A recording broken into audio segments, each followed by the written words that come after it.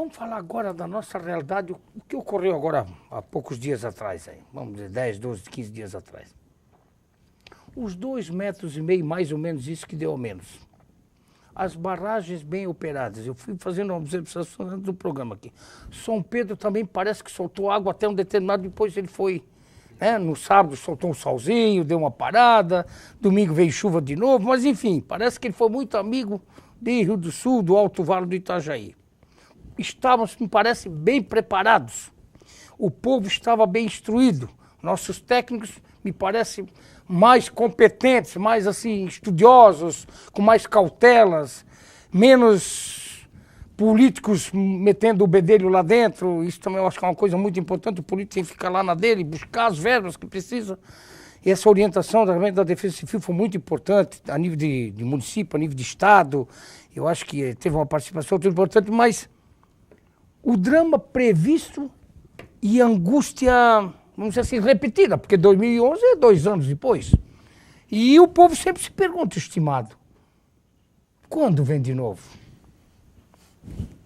Isso é uma pergunta que não tem como responder a curto prazo. Esse ano, inclusive, não era um ano de El Niño. A gente sabe que ano de El Niño a chance é maior. Mas, por exemplo, 84 foi uma enchente grande que não foi em ano de El Niño.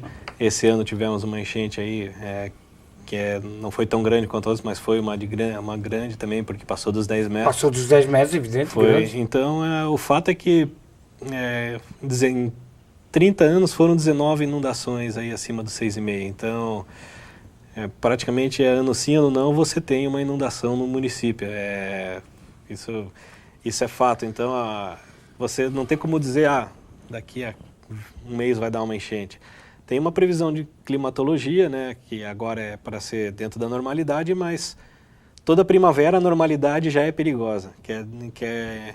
Colocar ainda ano de El Niño, ela se torna mais perigosa ainda. Mais perigosa ainda, né? Então a questão é cíclica mesmo. Os meses ali de agosto, setembro, essa entrada da primavera e outubro são os meses que o risco naturalmente já é maior. Né? É porque é o momento do El Niño ou El Niña? Esse ano é um ano de normalidade. De normalidade. E deu.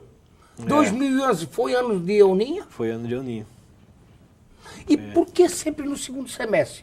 Em função da entrada da primavera? Isso, no verão a gente tem aquelas chuvas fortes, mas elas são mais localizadas, né? Então você tem aquelas enxurradas, granizo, vendaval.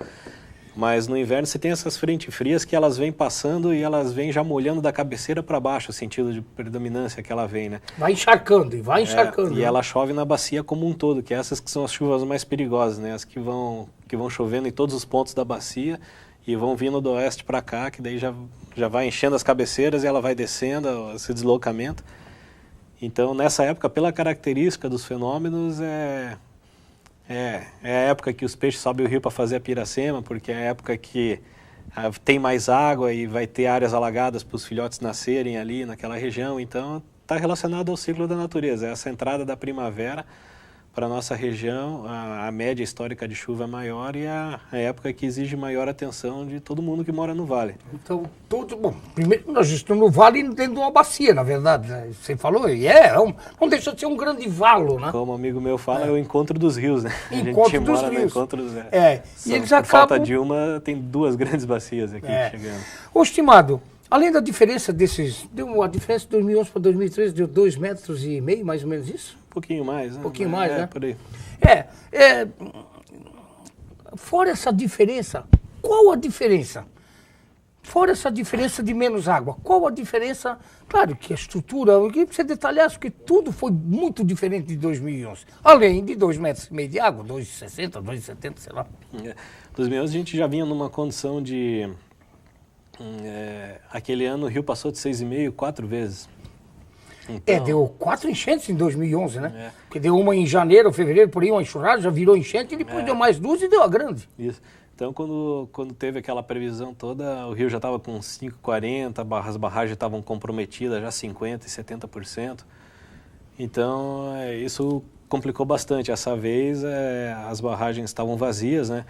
Então, teve uma cautela no fechamento delas, de não fechar muito no primeiro dia, de deixar correr mais água, porque se você fecha cedo demais, ela vai encher, depois que enche não tem mais controle na hora que você mais precisar. Vai verter? Então foi importante ter deixado essa água passar no início, né? Então a gente conversava bastante, meteorologista do CIRAM, eu, o James, o Fabiano, né, da Defesa do Estado, o Lenzi da barragem, a gente ligava, que é uma pessoa muito experiente, é importante ouvir o que ele tem para falar lá também.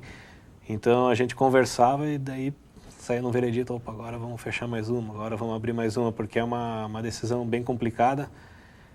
Mas foi legal que foi uma coisa bem discutida entre várias pessoas, né? E técnicos? Para que se tentasse fazer o melhor, né? Sem você, agora, claro, com uma instalação de um radar você consegue ver melhor onde a chuva vai cair, aí, né? A gente ainda tem essa dúvida hoje, porque a gente não temos o radar ainda, né? Não temos ele funcionando ainda, apesar de já estar em fase de construção. Mas essa dúvida é mesmo. Então, se você sabe com horas de antecipação que vai cair uma chuva muito forte ali, você consegue adiantar essa abertura e fechamento de comportas, né? Fazer Mas nessa maneira, com essas dúvidas, são decisões bem difíceis de serem tomadas, assim. Além dessa capacidade de operacionalizar bem as barragens e esse entendimento de vocês técnicos, né? Defesa Civil do Estado, o município, Major, o Fabiano, o James, você, enfim, todos que estavam ali, os técnicos, o Lenzi da barragem, enfim, todos. Esqueci algum nome, me perdoe.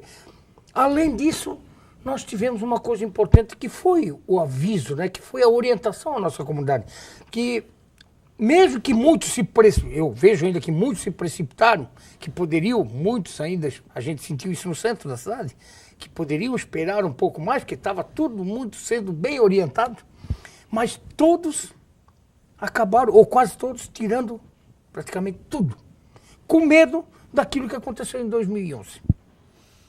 Se a pessoa se sente segura tirando, é melhor tirar mesmo. A gente tinha uma perspectiva de uma evolução gradual, né? Até com alguma melhora ali no sábado à tarde. Então, sem ter a confirmação, a previsão do tempo ali para 3 dias depois varia bastante. Então, no primeiro momento, a gente tinha certeza que as áreas baixas iam ser pegas, né? Então, já vamos alertar o pessoal das áreas baixas e vamos fazer essa remoção. Porque se você faz um alerta muito alto, que não se confirma no começo, você até pode gerar um caos e as pessoas vão concorrer por recursos. Então, quando você está precisando tirar a pessoa da área baixa, de repente o da área alta, quem às vezes não está precisando, está querendo sair. Claro que tem que levar em consideração a questão dos níveis de isolamento, né? Então, à medida que as previsões foram se confirmando, né? Então a gente foi caminhando para essa faixa dos 10 metros, né? Primeiro momento, as áreas baixas é certeza que vai pegar, então todo mundo sai.